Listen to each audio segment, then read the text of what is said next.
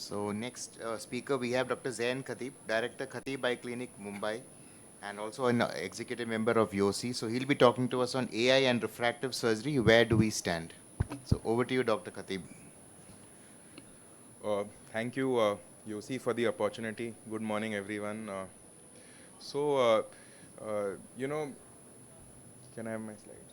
So, AI basically, as we've heard in the previous talks, is a lot of hype and very little practical application that we actually have in all our different subspecialties. Refractive surgery is no different in that sense that refractive surgery also has a lot of hype, lot of AI projects going on, which are individual projects. But what I want to focus on is what is available to us to use today, because that is what is something that we should focus on in refractive surgery. If the common person practicing refractive surgery can make use of some of these tools to incorporate in their practice. So in that sense, the significant applications that we have in refractive surgery are very few. And, as Anujit had a very good presentation on retina, most of the work is evolved in retina. In refractive surgery, the footsteps of retina are being followed. So we have three main areas where we can focus on. One is imaging interpretation, one is predictive analysis, which is the most important in terms of refractive surgery, and third is customizing and improving our current treatments. So imaging interpretation, what imaging do we have in refractive surgery? We have topographies, and we want to interpret topographies. So, you have your normal quad maps in refractive surgery where over a period of time we as doctors are trained to identify where are the suspicious areas, is the elevated area coinciding with the suspicious area, and these sort of things. So this, if you can train an AI to kind of tell you, that is what would be the AI component of it. So right now, when we talk of Scheimpflug devices, there are three Scheimpflug devices in the market. The Cirrus, the Pentacam, and the Scansys. Scansys has the only one which has a AI component in terms of image interpretation. So if you look at your 4 refractive maps, this is actually a suspicious map which, it has an inferior steepening, it has inferior corneal thinning and a posterior elevation. So can an AI be able to tell you that this is a suspicious map? The initial softwares of Scansys would actually take these maps and in the keratoconus analysis would map it with what a similar map in a normal patient should look like, and it would classify it based on deep learning into 3 parts, whether it is normal, whether it is keratoconic, or whether it is post-refractive surgery, as you can see in the in those multiple dots down. So here it's telling you that this is normal. Actually, this is suspicious. As the software evolves, it actually will start going more towards the red. As you get more data set, it will start going towards the red. So in the latest updates of the Scansys software, I don't have the image, but it is telling you that this image is going more towards red than it is green.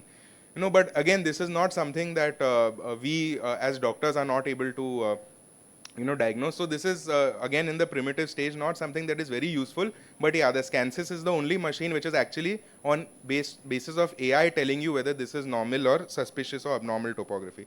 Like in a frank keratoconus, this will be in red. If it's a post-refractive surgery, it will be in the gray zone. So this was about the image interpretation. Now coming to the most important part in refractive surgery, that is predictive analysis. Whether AI is able to predict the outcome of refractive surgery, not in terms of dry eye or other complications, but only in terms of ectasia. Whether this particular cornea is going to be at risk for developing ectasia. In terms of this, there are 2 softwares that are there. One is called as braincornea.com and one is the Accusimics. Coming to braincornea.com, this is very good because it's a free software available online based on machine learning and logistic regression analysis. So it will ask you between these machines, which machine do you have? Pentacam, oculizer, keratograph, or general topography. The keratograph general topographies are pretty useless. You can easily be able to identify better than that. But for pentacam and oculizer, okay, it has a 94 and 92% sensitivity, specificity, and good area under curve. So if you have a pentacam, it's worth doing. Okay, you have to just put in 6 parameters: the age, the thinnest point, the ablation depth, the decentration height index, which comes from the pentacam, the Bellin-Ambrosio BAD3 latest one, and the flap thickness, and it will give you a ectasia score. Okay, so for this particular patient, it tells you if you're doing LASIK, you have a 47% risk of developing ectasia. And for the same parameters, if you would do a PRK, the ectasia risk is lower. So if you use braincornea.com only with a pentacam, you basically have a good AI which is giving you, what is the prediction post refractive surgery, which is pretty accurate. Coming to AIOS2025, so AIOS2025 is a novel project initiated by the Narayan Netralaya group. So this basically uses topography along with biomechanics, and it uses something called as finite element method model, FEM model. So FEM basically is a numerical technique that divides large complex systems into smaller parts called finite elements. So here we are inputting data from your pentacam along with Corvus, which is biomechanics, and it is giving you a deformation amplitude.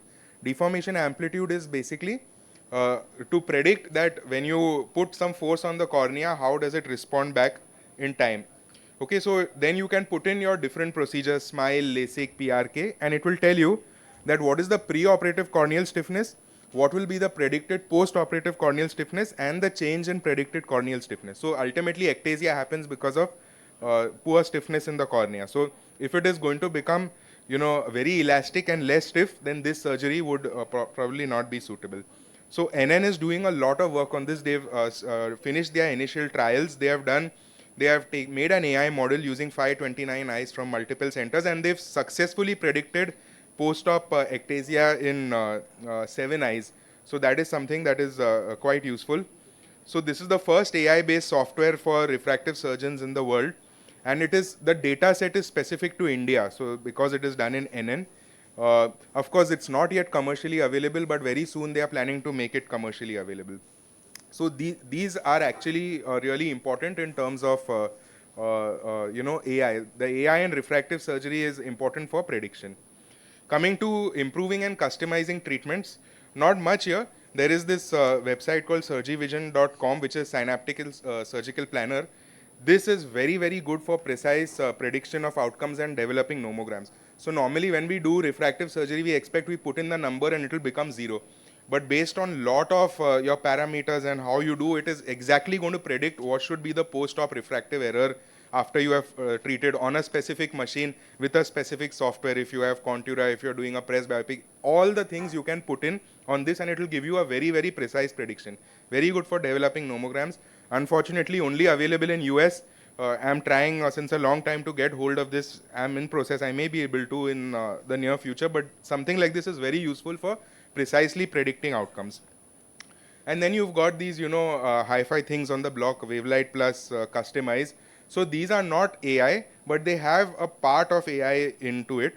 So basically, what is Wavelight Plus? It is a aberrometer plus a Scheimpflug tomographer plus a biometry, optical biometry. So with all these things, it creates a customized digital eye based on AI.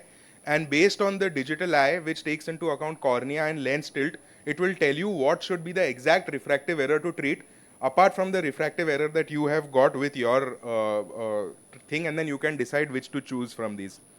Okay, there are initial studies which are saying that you're getting 6:3 vision in 10% patients and 6:4 vision in about 50% patients. Now, these are like, from big centers. We don't know whether this actually works or no, but yeah, this is the promising future. So that's all I had to add in terms of refractive surgery. We don't have much, but, let's see in the future what happens. Thank you. I think, in this case, I think in refractive surgery, the outcome is what basically ultimately has to be predicted. So in glaucoma and in, the retinopathies, it's the diagnosis, and here it's in fact the other side, the Yes, outcome, yes. because I think, so great, I think very